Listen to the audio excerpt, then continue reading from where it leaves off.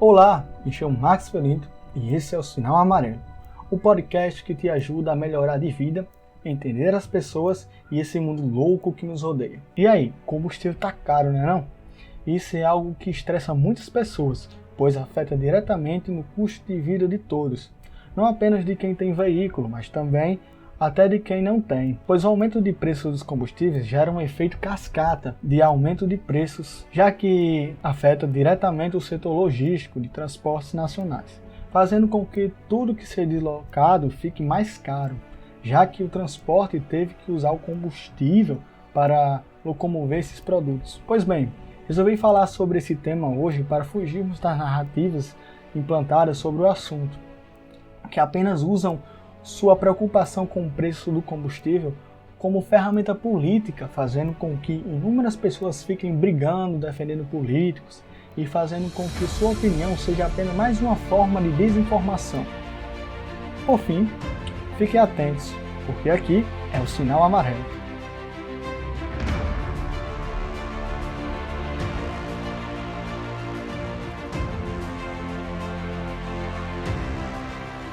Bem, eu me considero apartidário, então meu intuito aqui não é de te incentivar a apoiar político A, B ou C.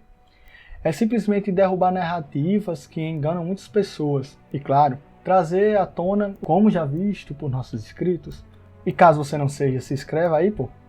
Quando vamos falar sobre o assunto, sempre procuramos ver desde o princípio da história, abordando não somente a narrativa atual, mas principalmente o que levou a chegarmos até esse ponto, buscando sempre possíveis fontes primárias. Gostaria de deixar um relato pessoal aqui. Durante a elaboração do roteiro dessa série, foi muito difícil achar informações que não fossem tendenciosas, usando sempre a empresa como vítima do capital externo e peça-chave para a soberania nacional.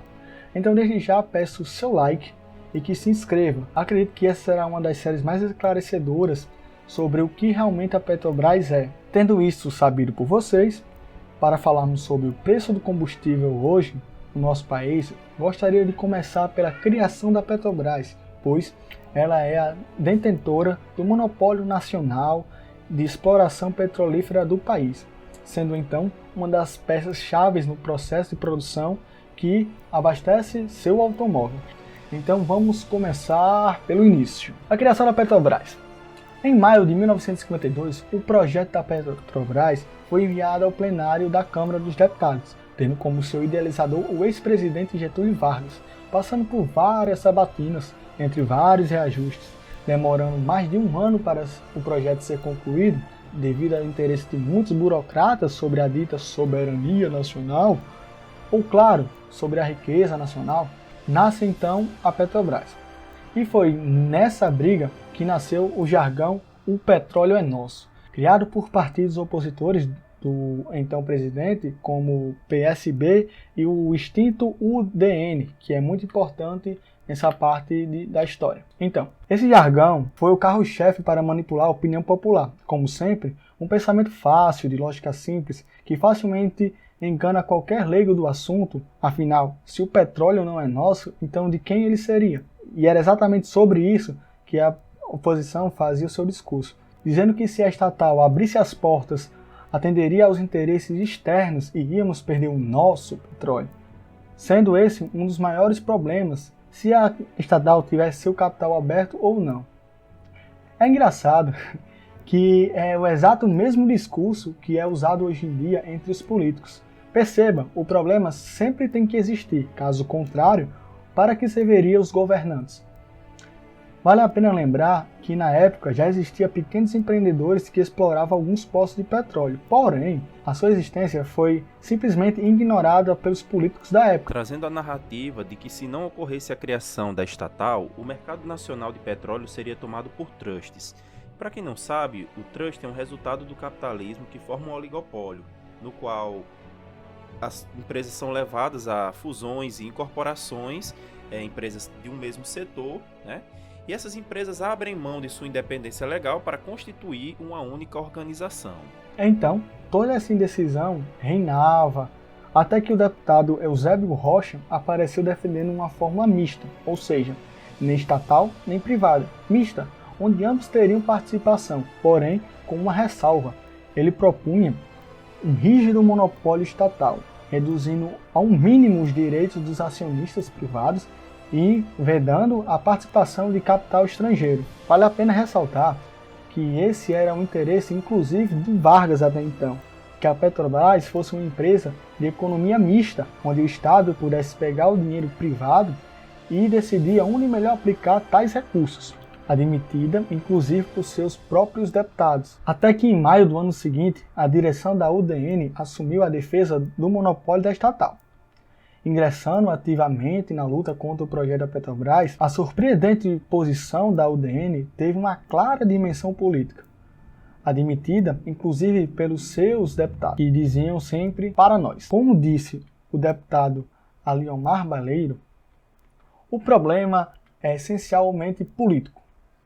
Ou seja, para o então deputado, a única solução seria a do interesse próprio dele, onde, posteriormente, Baleiro definiu melhor sua posição do partido com as seguintes palavras: afirmamos, os deputados da UDN, que de boa fé, qualquer pessoa pode sustentar a conveniência da entrega do petróleo aos trusts, conforme as circunstâncias, claro. Fora outro o governo e tivéssemos uma fórmula nítida diante dos olhos, sim, por que não seria eu que tivesse medo dos gringos? No caso concreto, porém, nas circunstâncias atuais, diante da inexistência dessa fórmula definida, leal, a melhor solução é o Estado, dizia. Basicamente, em seu discurso na Câmara de Deputados, ele defendeu que não era possível ter um acordo entre os estatistas, entre o governo e a iniciativa privada externa, devido à não existência de uma confiança entre ambas as partes. Até aquele momento, investimento estrangeiro dentro do país era visto como uma forma de vender o país para os estrangeiros.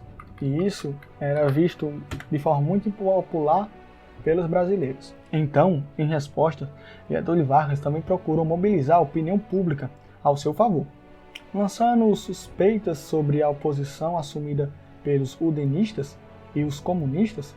Em 23 de junho, em discurso pronunciado em Candeias, um dos centros de produção de petróleo da Bahia, Vargas atacou de frente os seus adversários. Palavras de Vargas: é justificável a sinceridade dos que encaminham as suas preferências para outra forma jurídica, como incompreensível a atitude tendenciosa dos que pretendem servir-se de um problema nacional para fazer jogo de oposição.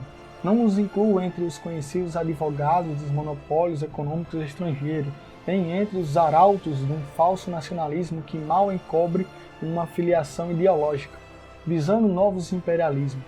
Não é de espantar, pois, que se levante agora uns e os outros com o objetivo de torpear e paralisar a atual proposta governamental.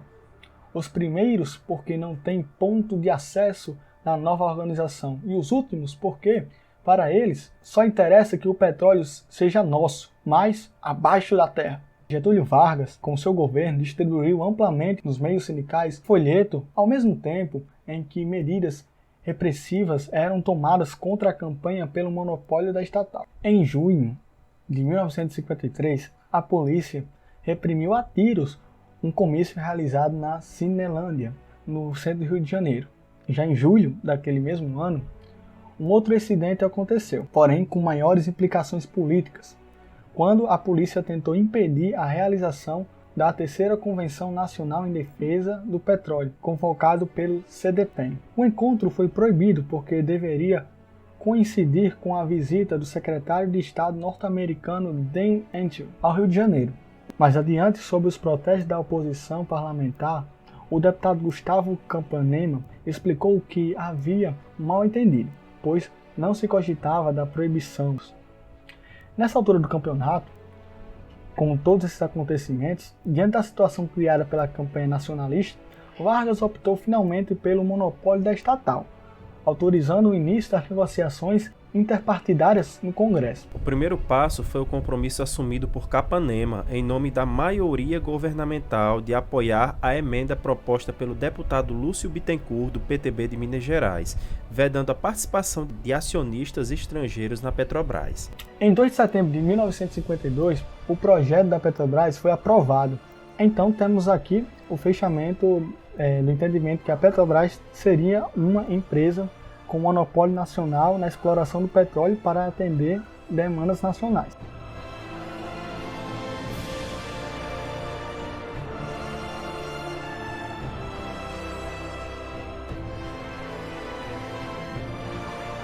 Então é isso aí, pessoal. Chegamos ao fim do nosso primeiro episódio falando sobre a história e a trajetória da Petrobras.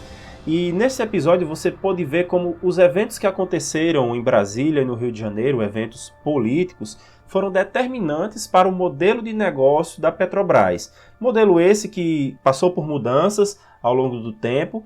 E no próximo vídeo nós vamos fazer uma linha do tempo, desde quando a Petrobras foi fundada até a sua abertura de capital no ano de 1994. Espero que você tenha gostado desse vídeo. Se você gostou, não se esqueça de deixar o seu like aí para apoiar o nosso conteúdo e se inscrever aí no canal ativando as notificações, tá? Se tiver críticas, sugestões, pode deixar nos comentários, a gente sempre lê cada um dos comentários aqui. É sempre um prazer ter você aqui no nosso canal. Um grande abraço, fique com Deus e até os próximos vídeos.